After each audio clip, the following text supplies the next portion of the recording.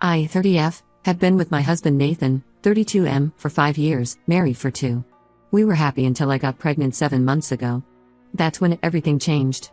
I grew up without a father. He left my mom when she was pregnant with me. My grandparents kicked her out for getting pregnant out of wedlock. She was only 19 and had to drop out of college. She started working as a cashier at a grocery store to make ends meet. A few months before I was born, she found out she was having twins.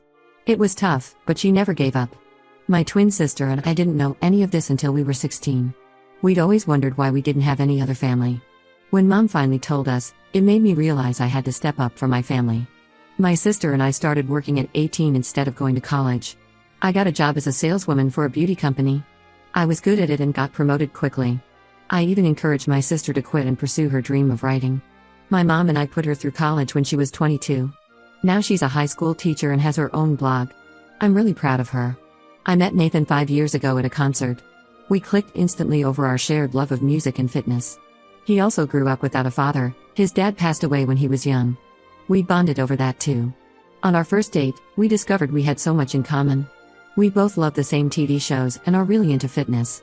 We started dating and met each other's families after 6 months. My mom and sister love Nathan, but his mother. That's a different story. From day one, she was cold towards me. I tried for a year to win her over, but nothing worked. I finally gave up and accepted that she'd never like me. Nathan and I got married 2 years ago. Everything was great until I got pregnant 7 months ago. Nathan wasn't thrilled about the pregnancy. He said it wasn't a good time because he was starting a business with a friend.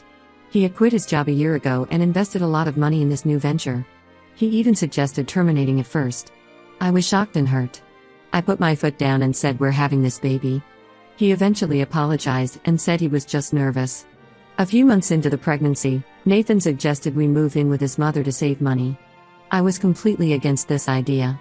I told him there was no way I'd live with someone who clearly doesn't like me.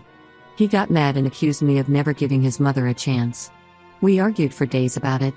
He said since he agreed to have the baby, I needed to compromise too.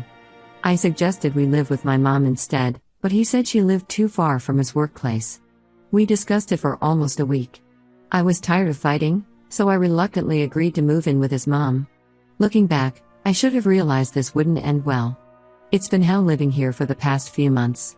His mother treats me like a child. She has all these rules. I have to go to bed at 9 p.m., I'm not allowed to have any snacks in the house, etc. If I don't follow her rules, she nags me constantly. She says it's all because she's worried about my pregnancy and wants it to be perfectly healthy. His mother also makes me do a ton of chores, even at 6 months pregnant. She says it's good exercise for the baby. I have to do dishes, laundry, and clean the kitchen after working all day. If I complain, she goes on about how she did everything when she was pregnant and no one helped her. Nathan never stands up for me. When I try to talk to him about it, he accuses me of being biased against his mother. He says I'd be fine with it if it was my own mother telling me these things. We've had so many arguments about this. I've been miserable but staying for the baby. I want my child to have a father, unlike me. I know leaving would be easier, but I don't want my kid to grow up without a dad like I did. So I've been putting up with everything, hoping things would get better. But last week was the final straw. I'm now 7 months pregnant and finally on maternity leave. I stopped doing chores this month because I'm exhausted all the time. His mother told me I'm not welcome to live there anymore if I'm not contributing. She said I need to either do chores or pay rent. To my shock, Nathan agreed with her. He said his mother is old and can't do all the housework herself. He told me that pregnancy isn't an excuse and if an old woman can do everything, so can I. His mother then said I wasn't even paying as much as I would if we weren't living with her, so I should at least do the housework. I was in shock. I told him your loss and walked out. I didn't even pack my things. I just got in a cab and went straight to my mom's house. I broke down when I got there. My phone was ringing nonstop with calls and texts from Nathan, but I ignored them all. My mom was furious when I told her everything. She said I should file for divorce and full custody. She reminded me to ask for child support too. I was too upset to think clearly at that point. Nathan called a couple days ago saying he's sorry. He claims he didn't mean what he said and his mom was just trying to scare me into doing chores. He says he's left his mom's house and wants another chance. He said he realizes now that it was stupid to risk our relationship over this. But I don't know if I can trust him after how he's treated me these past months. How can I believe anything he says now? He's shown me time and again that he'll always choose his mother over me. I'm torn. I don't want my child growing up without a father like I did. But I also can't put myself through that treatment again. I'm worried about how I'll manage on my own with the baby. I have a good job, but being a single mom will be tough. On the other hand, I'm not sure I want my child growing up in that toxic environment with Nathan's mother. What if she treats our child the way she treated me? And can I really trust Nathan to be a good father when he couldn't even be a supportive husband? I'm also worried about the legal aspects of all this. I don't know much about divorce or custody laws. Will Nathan try to take the baby away from me? Can his mother get grandparent rights or something? I'm scared and confused. My sister says I should talk to a lawyer before making any decisions. She offered to help pay for it if needed. My mom thinks I should just file for divorce right away, but I'm not sure if that's the best move. I feel like I'm at a crossroads, and I don't know which way to turn. Part of me still loves Nathan and wants to believe he can change. But another part of me is just done with all the drama and wants to focus on my baby. So Reddit, Ida for not wanting to go back to my husband? Should I give him another chance or file for divorce? How do I protect myself and my baby legally? I need advice on how to handle this situation. What would you do if you were in my shoes? Update 1. Thank you all for your supportive comments on my original post. I really appreciate the advice and kind words. It's been a challenging couple of weeks, but I'm doing my best to stay strong for my baby. After a lot of thinking and talking with my family, I've decided to go through with filing for divorce and full custody. It wasn't an easy decision, but I know it's what's best for me and the baby right now. I finally worked up the courage to tell Nathan about the divorce and custody filing. As expected, he didn't take it well at all. We got into a huge fight over the phone. He called me horrible names and said he regretted ever meeting or marrying me. He accused me of trying to ruin his relationship with his mother and deprive him of being a father. I was furious. I told him the only reason I stayed this long was because I wanted him involved in the baby's life. But he's shown me time and again that he's not capable of being a good father or husband. I said his mother is a horrible person who made my pregnancy miserable. If stating facts counts as turning him against her, maybe she should be a better person. Nathan kept arguing, but I told him my decision was final. His behavior was only confirming I'm making the right choice. I said he's been acting like a child ever since I got pregnant, almost like he was trying to ruin our marriage on purpose. He got even angrier when I said that, but it's truly how I feel. After holding everything in for so long, I let it all out. I told him exactly where things went wrong in our marriage. We both deserve honesty and clarity after being together so long. I was ready to be truthful even if he wasn't. The call ended badly, with Nathan saying he'd fight me on the divorce and custody. I'm scared but trying to stay strong. My family is supporting me 100%. I know this won't be easy, but I have to do what's best for myself and the baby now. In a surprise twist, Nathan's sister Deborah, 28F, reached out to me yesterday. We were never close before, but she wanted to check on me after hearing about the divorce from Nathan. To my shock, she revealed some things about Nathan and their mother that I never knew. Apparently their mother has a history of being controlling and manipulative, especially with Nathan's partners. Deborah said I'm not the first girlfriend their mom has driven away. She's done this with all of Nathan's serious relationships. Deborah thinks their mom is terrified of losing control over Nathan. She manipulates him into choosing her over his partners. Nathan is aware of this on some level but can never stand up to her. Deborah has tried talking to him about it for years, but he always defends their mom. Deborah told me about Nathan's high school girlfriend, Emma. They dated for 2 years and were really serious. Nathan's mom hated Emma from the start. She would constantly criticize Emma's appearance, her family, her goals, everything. Nathan would always defend his mom, saying she was just looking out for him. Things came to a head when Nathan and Emma were applying to colleges. They had plans to go to the same school. But Nathan's mom convinced him to apply to her alma mater instead, which was in another state. When Nathan got in, his mom pressured him to accept, saying it was a better school and better for his future. Emma was heartbroken. She and Nathan tried to make long-distance work, but his mom made it impossible. She would call Nathan constantly when he was talking to Emma, saying she needed him for something urgent. She'd plan family events during times Nathan was supposed to visit Emma. Finally, Nathan's mom started spreading rumors that Emma was cheating on Nathan at college. She had no proof, but she kept planting doubts in Nathan's mind. Nathan eventually broke up with Emma, believing his mom's lies. Deborah says she feels guilty for not standing up for Emma more back then. She was younger and afraid of going against their mom too. But now she sees how toxic their mother's behavior is and wants to break the cycle. I was stunned to learn all this. It explained so much about Nathan's behavior and why he always took his mom's side. Deborah apologized for not warning me sooner. She offered to testify on my behalf if needed for the custody case. This new information has me reconsidering everything. While I'm still moving forward with the divorce, I'm wondering if I should try to get Nathan into therapy instead of completely cutting him out of the baby's life. Maybe with professional help he could break free of his mom's influence and be a good father. I have a lot to think about now. I'm meeting with my lawyer next week to discuss options. This custody battle may be more complicated than I thought. In the meantime, I'm focusing on taking care of myself and the baby. My mom has been amazing, cooking healthy meals for me and going with me to all my doctor's appointments. My sister comes over often too, helping me set up the nursery and giving me tips from when she had her kids. I'm trying to stay positive, but I'm worried about the stress affecting the baby. My doctor says my blood pressure is a bit high and wants me to rest more. It's hard to relax with everything going on, but I'm doing my best. I'm also dealing with feelings of guilt and doubt. Did I try hard enough to make things work with Nathan? Should I have left sooner? Am I doing the right thing for my baby? These thoughts keep me up at night sometimes. But then I remember how miserable I was living with Nathan and his mother. I think about how Nathan never stood up for me, how he agreed with his mom about kicking me out when I was 7 months pregnant.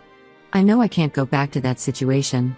I'm scared about being a single mom, but I know I have my family's support. And I'd rather be a happy single mom than a miserable married one. My child deserves to grow up in a peaceful, loving home. I'll update again after I meet with my lawyer and figure out my next steps. Thank you all again for the support during this difficult time. It means more than you know. Update 2. It's been a month since my last update and a lot has happened. The divorce is moving forward, but the custody situation has gotten messy. After learning about Nathan's history with his mother from his sister Deborah, I decided to give him one last chance, not to reconcile our marriage, but to get help and potentially be involved in our child's life.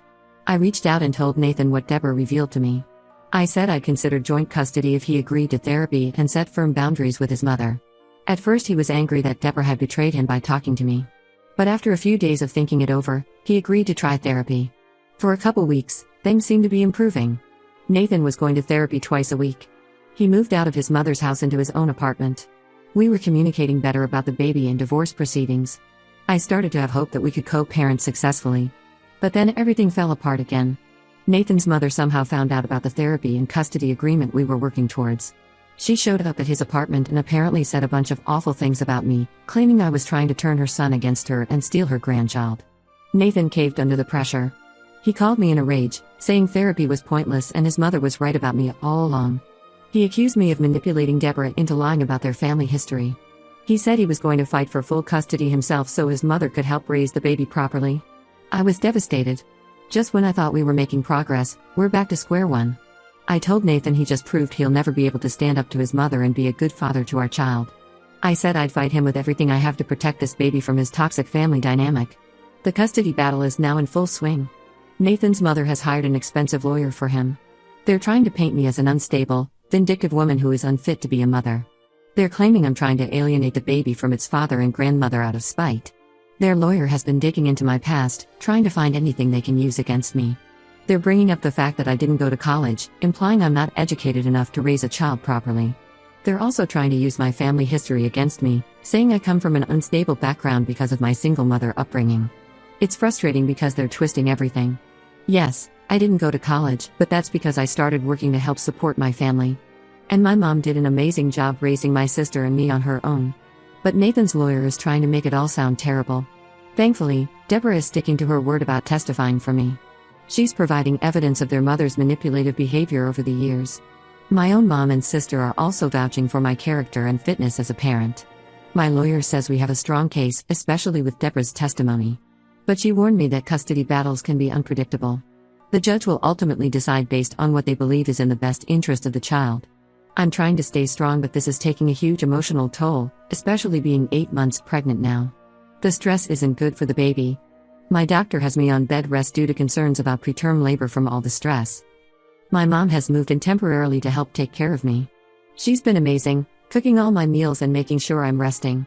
My sister comes by every day after work to keep me company. I don't know what I'd do without them. I'm scared about the outcome of this custody fight. I know Nathan and his mother have more money for lawyers than I do. But I have to believe that the truth will come out and the judge will see what's really best for the baby. I've been trying to focus on positive things to keep my stress levels down. I've been reading parenting books and watching videos about newborn care. My sister has been helping me finish setting up the nursery. We painted it a soft green color and put up some cute animal decals. I've also been writing letters to my baby, telling him or her how much I love them already. It helps me remember what I'm fighting for when things get tough. I'll update again after the baby is born and we have our first custody hearing. Thank you all for your continued support and advice during this nightmare. It means so much to know I'm not alone in this. Update 3. It's been a wild few months since my last update. My beautiful baby boy was born 6 weeks ago. The joy of becoming a mother has been overshadowed by the ongoing custody battle with Nathan and his mother. The first custody hearing was last week. It was intense and emotional. Nathan's lawyer tried to paint me as unstable and unfit, bringing up my decision to walk out while pregnant. They argued that my impulsive behavior showed I wasn't thinking of the baby's well-being. They also brought up my lack of college education again, implying I wouldn't be able to provide a good life for my son. But my lawyer did an amazing job presenting evidence of the emotional abuse I endured from Nathan and his mother. We had text messages showing Nathan agreeing with his mother's cruel treatment of me. We also had witnesses, my mom, sister, and even some of our mutual friends, who testified about how Nathan's behavior changed after we moved in with his mother. The turning point came when Deborah testified. She provided text messages and recordings showing how manipulative their mother has been over the years. She also revealed that their mother had driven away Nathan's high school girlfriend by spreading rumors that the girl was cheating, which Deborah now knows was a lie. Deborah's testimony was powerful. She described in detail how their mother had always controlled Nathan's life, from choosing his college to interfering in all his relationships. She explained how their mother would guilt-trip Nathan whenever he tried to assert independence, saying he was abandoning her just like their father did when he died. The judge seemed disturbed by the evidence of manipulation and emotional abuse. He questioned Nathan directly about his mother's influence and why he kept choosing her over his wife and child. Nathan struggled to answer, which I think spoke volumes. In the end, the judge granted me temporary full custody, with Nathan getting supervised visitation twice a week. We have to attend co-parenting classes and Nathan must continue therapy. Another hearing is set for 6 months from now to reassess. Nathan was furious about the ruling. He caused a scene outside the courtroom, yelling that I'd stolen his son. His mother had to physically drag him away. It was awful to witness, but it only confirmed for me that I'd made the right decision. I'm relieved to have custody for now, but also sad that it's come to this. I never wanted to keep my son from his father. I just wanted Nathan to be a good, supportive partner and father. Instead, he chose his mother over his wife and child every time. For now, I'm focusing on bonding with my baby and recovering from childbirth. My mom has been an amazing support, staying with me to help care for the baby. She's been teaching me all the tricks she used when my sister and I were babies. My sister and her kids visit often too, which is great. It's wonderful to see my son bonding with his cousins already. Financially, things are tight but manageable. I'm on maternity leave from work for another month. My boss has been understanding about the situation and assured me my job is secure. I'm grateful for that stability. Nathan attended his first supervised visit yesterday. It was awkward and tense. He barely looked at me and was clearly uncomfortable holding the baby. He didn't seem to know what to do and kept looking to the supervisor for help. His mother tried to come too but was turned away since she's not allowed at the visits. I heard her yelling in the parking lot as she left. I'm trying to stay positive about the visits for my son's sake. I want him to have a relationship with his father if possible. But it's hard seeing Nathan struggle to connect with the baby. I hope the therapy and parenting classes will help him become more comfortable and involved. As for me, I'm taking it one day at a time. Some days are harder than others. There are moments when I miss the Nathan I fell in love with, before his mother's influence took over. But then I remember everything we've been through and I know I made the right choice for myself and my son. I'm in therapy myself now, working through the emotional toll of the past year. It's helping me process everything and become a stronger person for my son. I'm determined to break the cycle of toxic relationships and give him the stable, loving home he deserves. I don't know what the future holds, but I'm committed to doing whatever it takes to protect my son and give him the best life possible. Maybe someday Nathan will get the help he needs and we can have a civil co-parenting relationship. But for now, I'm taking it one day at a time and cherishing every moment with my beautiful baby boy.